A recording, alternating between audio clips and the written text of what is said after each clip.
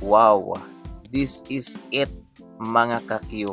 Ayan 'no, sure na 'to mga ka-Q. Yan, Ilyas Band live in Dubai, January 11, 2026. Uy, next year mga ka-Q, early next year. Ayan, so magbibilang lang tayo ng 11 days pagka January mga Q, and then Dubai na po yung ating mga idol. Ang bilis lang ng araw ngayon guys. Yan, alam naman natin yan, napakabilis lang po talaga ng panahon mga Q. So malapit na po. Sure ball na siguro to mga ka-Q, dahil hindi naman sila maglalabas ng banner na yan guys kung hindi pa ito sure. Yan, at nag-viral po yan. Yan, kanina lang po na-i-post mga Q. Nag-viral po siya kaagad. Yan, umabot yata ng 12,000 yung react. So kapag mga ganun yung react guys, so syempre yung mga picture kasi mga Q, kapag nag-post ka sa Facebook ay bawat click dyan mga Q, kahit hindi ka mag-react ay automatic views. So siguro mga 12,000 react na yan guys, ay estimated ko lang mga Q, baka umabot po yung mga nakakita ng banner na yan ng mga lagpas 1 million na rin mga ka-Q. So yun, grabe talaga. Yan, araw-araw na lang tayo binibigyan ng excitement ng ating mga idol. Binibigyan nila tayo guys ng inspirasyon mga Q, para ma-excite. Alam niyo yun? Yan, ito yung maganda sa mga idolo natin guys eh. Yan, kasi binibigyan nila tayo ng excitement.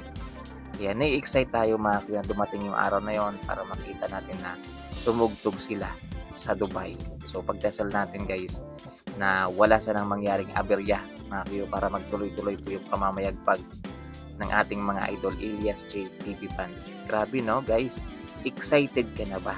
Ayan, excited ka na ba na mag-Dubai yung ating mga idol? Grabe guys, kasi napakaganda ng Dubai mga Q. Alam ko excited na rin sila Ilyas mga Q, kasi alam niyo po, isa yung Dubai sa pinakamagandang bansa dito sa mundo natin mga Q. Alam niyo naman yan, di ba? So yung kanilang mga ano guys, yung kanilang mga building dun guys, yung kanilang mga facilities, napakaganda ho talaga. Ma-amaze ka po talaga. So excited ka na ba guys dito sa concert na ito ng ating mga idol Ilyas JTV sa Dubai? So i-comment mo naman dyan sa comment section kung gaano ka ka-excited. Dahil ako mga Q, sobrang excited. Dahil kung meron man dito may excite, syempre kami yon guys na mga nag-update po sa inyo mga Q. So mas lalo tayong ginaganahan guys, binibigyan tayo ng inspirasyon ng ating mga idol Ilyas JTV. Yan, para gumising ng masaya dahil meron tayong aabangang panibago sa kanila mga Q. So tuloy-tuloy lang guys yung suporta sa mga idol natin. Ibigay natin yung support na kayang-kaya natin mga Q. So wag natin silang iwan mga Q sa kanilang ngayon, sa kanilang laban mga Q. Yan, dahil hindi sila sumusuko para sa atin. Isipin nyo guys ha. Yan, puyatan po yung nangyayari ngayon sa mga idol natin.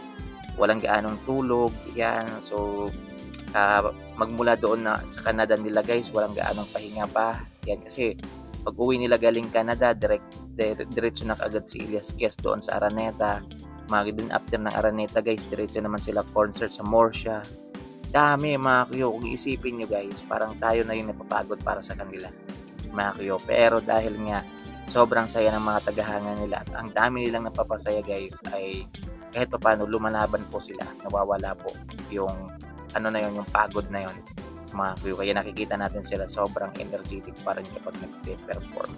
So yun, yan, God bless po Ilyas TV Band. Maraming salamat po sa pagpapasaya sa aming lahat mga Q. So guys, alam ko excited din po kayo na makita yung mga idol natin sa Dubai.